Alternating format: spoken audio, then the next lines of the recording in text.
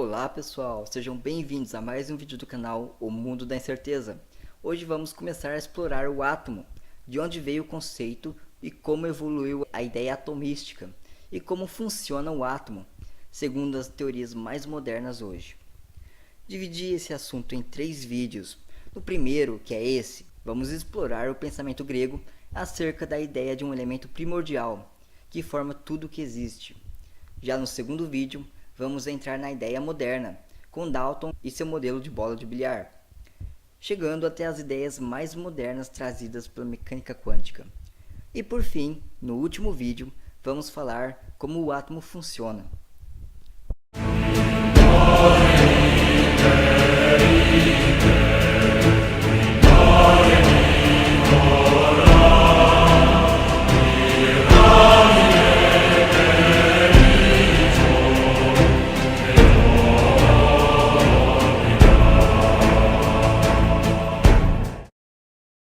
Bem, desde que a humanidade começou a se perguntar sobre sua existência, uma das perguntas mais fundamentais era do que somos feitos e de onde viemos. Tais perguntas intrigaram a humanidade por milênios e sempre tinham explicações sobrenaturais. Porém, em meados do primeiro milênio a.C., tais perguntas começaram a ser respondidas racionalmente na Grécia. Entre 500 e 400 a.C., as cidades-estados gregas estavam vivendo seu período de ouro, devido à Guerra do Peloponeso. E a Grécia estava prestes a sofrer uma explosão de pensamento racional. Mas por que a Grécia se tornou o auge do pensamento racional na antiguidade?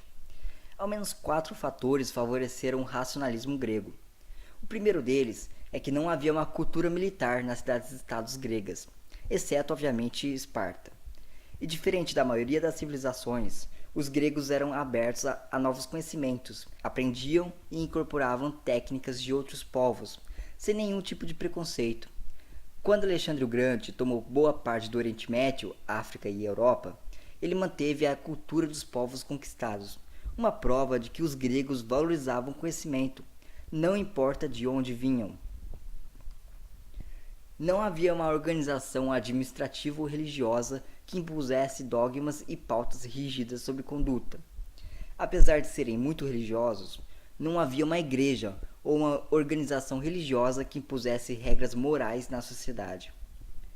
Outro fato a ser considerado é que as cidades gregas eram pequenas, permitindo que o conhecimento fosse trocado rapidamente, além de permitir a participação ativa da maioria da população. Os gregos tinham uma aptidão para a reflexão e dialética, criando raciocínios e argumentações para criarem teorias e defendê-las. A Grécia foi o centro cultural e filosófico do mundo antigo, onde surgiu a democracia e a dialética. A filosofia grega tentava responder às perguntas básicas sobre nós, humanos, e sobre o mundo. Os primeiros filósofos a tentar explicar a natureza a partir da razão foram os pré-socráticos. Os pré-socráticos se dividiam em 4 escolas: a jônica, pluralista, pitagórica e eleática. O objetivo principal dos pré-socráticos era estudar a physis. A physis é a própria natureza, o que hoje chamamos de física, química, biologia, medicina, astronomia. Na Grécia Antiga era somente physis. Eles queriam entender como nosso mundo funcionava, e por vezes são chamados de filósofos da natureza.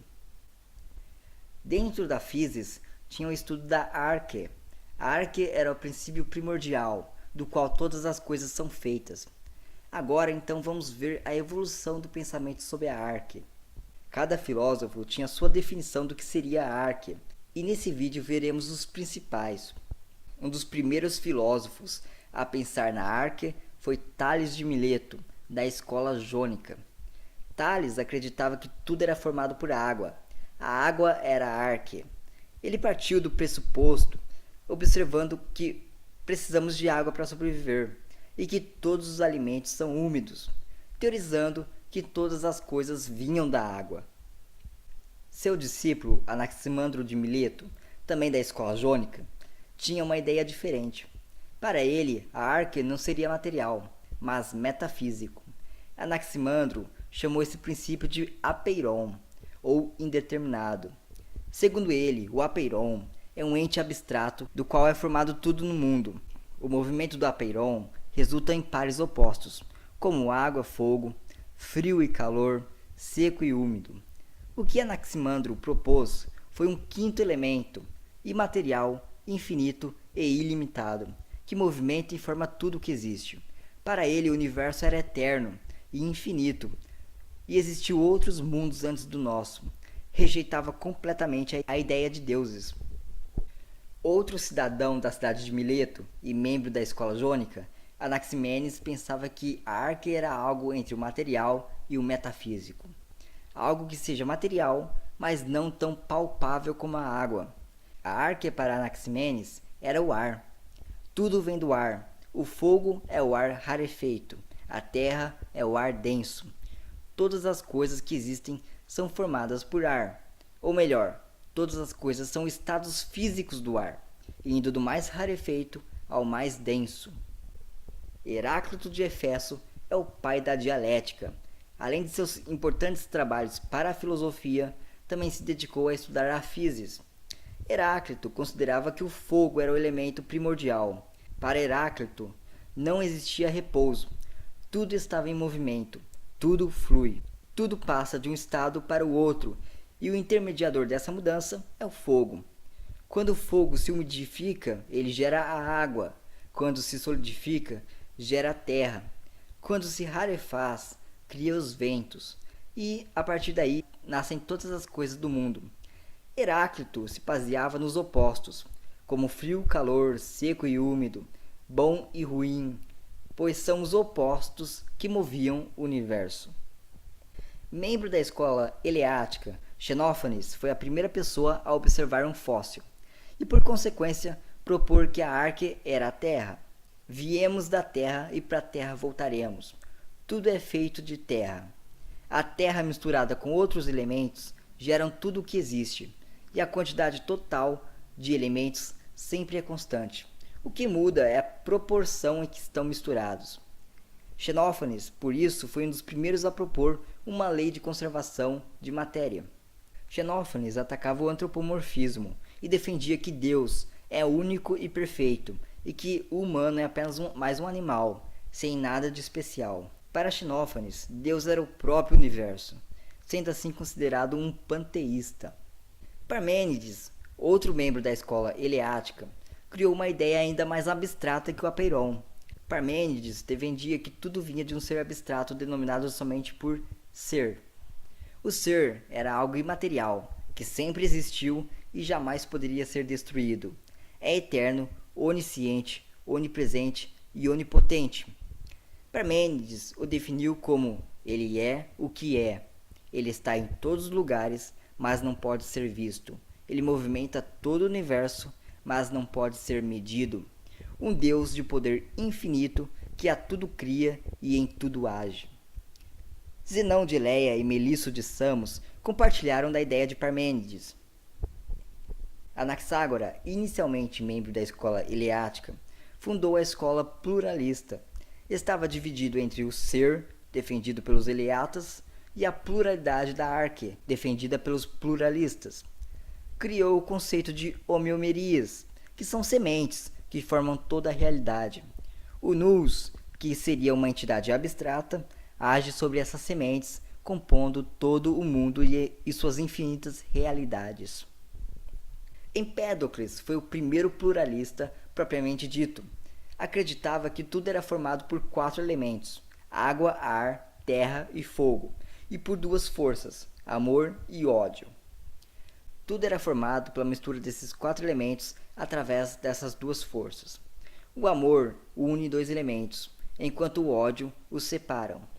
Para Empédocles, a vida era um ciclo, iniciando no nascimento e terminando na morte, onde os elementos se separam completamente.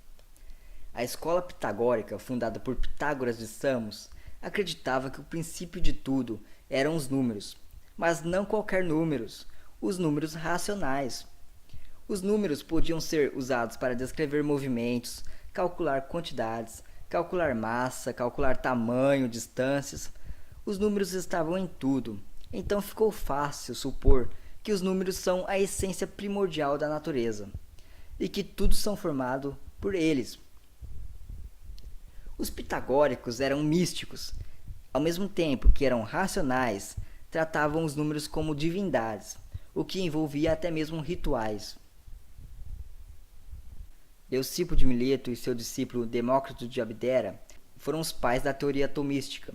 Partiram de uma lógica simples: coisas grandes podem ser divididas em coisas menores. Essas coisas menores podem ser divididas em coisas menores ainda, até chegar a um ponto onde não dará mais para dividir. E essa partícula indivisível foi chamada de átomo, que seria o constituinte básico de todas as coisas. Leucipo e Demócrito eram membros da escola pluralista. Logo, afirmavam que não existia apenas um tipo de átomo, mas vários tipos de átomos, no que hoje conhecemos como elementos químicos. A diferença do pensamento deles para o que sabemos hoje é que para eles os átomos eram imutáveis. Não poderia ocorrer o que hoje chamamos de transmutação. O mundo era formado por átomos e vazio, já que entre um átomo e outro havia um enorme espaço vazio. Os atomistas, como eram chamados os filósofos que compartilhavam da ideia do átomo, já idealizavam as reações químicas, dizendo que átomos com afinidades se chocam e formam coisas, e quando átomos não possuem afinidades, não resulta em nada. Além disso, para eles, o estado da matéria é resultado da geometria dos átomos que a compõem. A água é formada por átomos lisos e escorregadios, enquanto o sal por átomos pontudos, e assim por diante. Epicuro mais tarde se juntou aos atomistas e supôs que os átomos teriam uma massa. Platão, apesar de não ser um pré-socrático, tinha afinidade com a escola pluralista. Platão associou a cada um dos 4 elementos da escola pluralista um poliedro regular, segundo as características de cada um dos elementos. A Terra é sólida, então o poliedro que mais se aproxima é o cubo. O tetraedro, por ser pontudo, representa o fogo. O octaedro representa o ar e o icosaedro representa a água. O dodecaedro seria o 5º elemento, que Platão chamou de anima mundi, que representa a união dos 4 elementos para formar o universo. Platão descreve tal modelo de arque em seu livro Timeu. Platão fundou a primeira universidade do mundo ocidental, a Academia de Atenas. Aristóteles, discípulo de Platão e tutor de Alexandre o Grande, foi um dos grandes mestres da ciência. Não se pode falar de ciência sem falar de Aristóteles. Influenciou a biologia, astronomia, física e medicina. Aristóteles era um anti-atomista. Defendia que a matéria era contínua e sempre divisível. Pegou os 4 elementos de Empédocles e adicionou 4 qualidades: seco, úmido, frio e quente. E mostrou que um elemento pode se transformar em outro através da mudança de suas qualidades. Isso explicava com satisfação diversos fenômenos naturais, como a queima de uma árvore, onde a madeira, água e terra se transformavam em fogo através da transição de úmido e frio para seco e quente. Por não ir contra os dogmas da Igreja Católica, as ideias de Aristóteles duraram por mais de 1500 anos.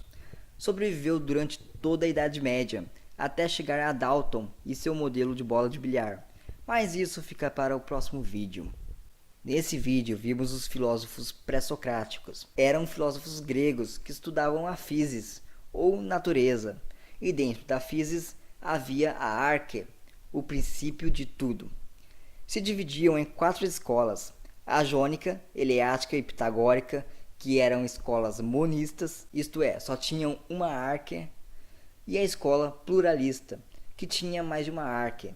Além disso, vimos os socráticos, Platão e Aristóteles, que tinham ideias parecidas e pluralistas para o princípio primordial.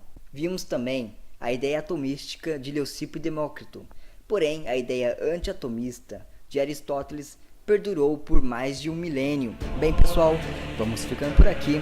Não deixe de curtir, compartilhar e se inscrever no nosso canal. para não perder o próximo vídeo. Falou e até mais!